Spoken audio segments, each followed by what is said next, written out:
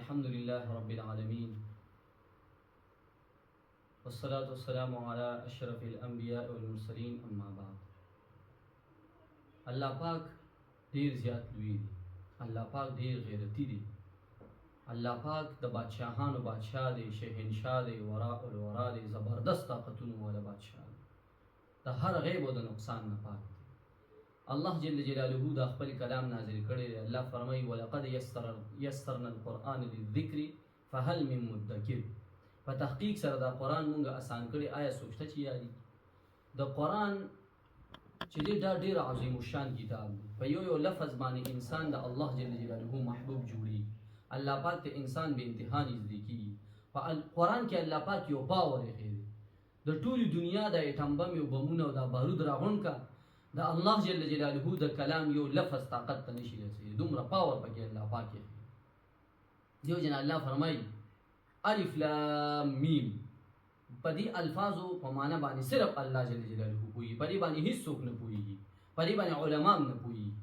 ځکه چې علما دې دراشلي والله اعلم بمراده. د دې په مقصد او په معنا باندې صرف یو الله پاک پوهیږي. ذالک الکتاب، الله فرمایي او دا کتاب چې لا ریب فیه، په دې کې هیڅ شک نشته. خو دا مونږ تاسو چې پکې شک کوو نو دا خو زمونږ تاسو د ایمانونو کمزوري ده. ځکه الله فرمایي هدى للمتقین، په دې کې هدایت ته د متقیانو د پرهیزګارانو لپاره. الله فرمایي حق تقاته، زمانه داسې ویریږي، زمانه داسې ویریږي څنګه چې زما حق دی، د مخلوق نه مې یریږي. دا هو مخلوق دی، دا الله نه ما سوا چې څونه دي دا د الله مخلوق دی. خالق چې دی دا صرف یو الله دی، مالک چې دی دا صرف یو الله دی، او رازق چې دی دا صرف یو الله دی. هو الرزاق ذو القوة المتين.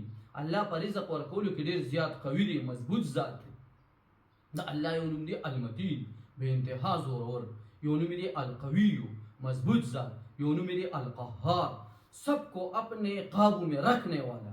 یو نوم دی الشکور، بہت بڑا قدردان. نو الله جل جلاله سره مونږ تاسو عشق محبت تعلق دا وسه سره نصیب کیږي. دا به الله په کتاب سره نصیب کیږي چې الله جل جلاله مو تاسو ته خپل کتاب را لېږلی دی، کتاب الله را لېږلی، سنت رسول الله را لېږلی صلی الله علیه وسلم.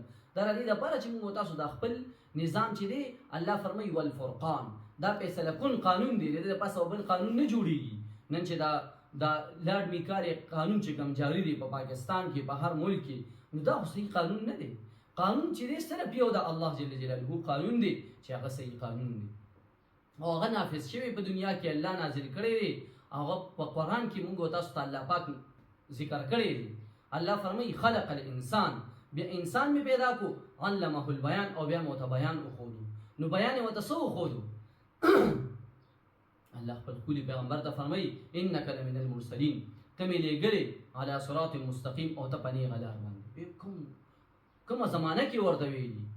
احادیث مبارکو کې ذکر شوي دي چې د ځمکې او د اسمانونو نظر کاله مخکې الله جل جلاله سورۃ یاسین فرمایلی دي، د دې تلاوت یې فرمایلی، او په هغې کې خپل نبي ته فرمایي علی صراط مستقیم، ته په نیغه لار باندې.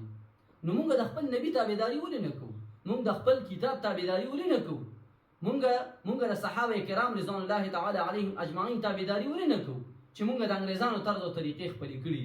صحابه کرام رضوان الله تعالی علیهم اجمعین، عمر رضی الله تعالی عنہ کم بهادر صحابي دي. موږ تاسو وګورو کنه هغه کومه بهادرۍ سره ژوند تیر کړي په دنیا کې. نن هم ته کافران یریږي او رپیږي، او چې کله ایمان وروړو وایي ښه په تسلۍ سره راغی، طواف یې وکړو، بیا 2 رکعته نفل وفرمیل، او بیا ورغی یو ډلې ته وایي که خپل بچي جړول غواړي نو راشي د عمر مقابله وکړي، او بلې ډلې ته ورغی وایي که خپلې میندې جړول غواړي راشي د عمر مقابله وکړي، او بیا لږ مخکې لاړو وایي که خپلې ښځې کونډول غواړي نو راشي د عمر مقابله وکړي. د چا هم همت نه کړي چې په عمر پسې پاڅېدلی وي رضي الله تعالی عنه. دا کم صحابي و؟ دا هغه صحابي دی، هغه حیات صحابه کې لیکلي وی پیغمبر اسلام تشریف فرمایي صحابه سره، او جبرئیل اسلام راغی، الله پاک راولېږه ورشه پیغمبر اسلام ته ووایه چې دا صدیقین دي، دا ستا رښتوني ملګري دي، او الله پاک وایي چې زه په دې باندې فخر کوم. او الله جل جلاله فرمایي چې په عمر باندې پکې خاص فخر کوم. داسې صحابي دی، داسې اوچت مقام او مرتبه والا صحابي دی. رسول الله مبارک فرمایي صلی الله علیه وسلم وایي که زمانه پس پیغمبر وي نو ابا عمر رضی الله تعالی عنه داسې صحابي دی.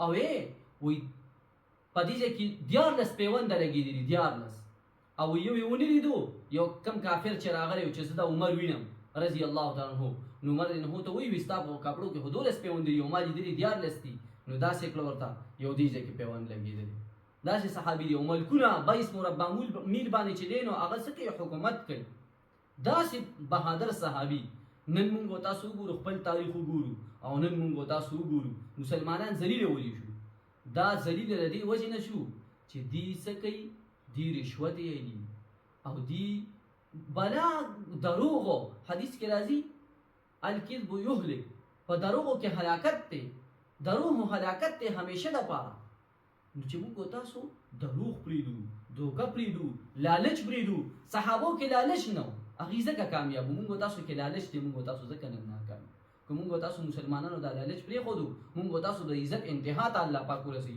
څنګه چې صحابه کرام رسول رضوان الله تعالی علیهم اجمعین چې موږ تاسو الله پاک ته توبه وباسو توبه د الله په خزانو کې ډېر لوی شي دی انه کان غفارا چې توبه واست الله جل جلاله به معاف ډېر زیات معاف کوونکی دی الله پاک الله جل جلاله دی موتاز سره صحابه کرام رضوان الله تعالی علیهم اجمعین په نقش قدم د تیرولو زندگی را نصیب کی واخر دعوانا ان الحمد لله رب العالمین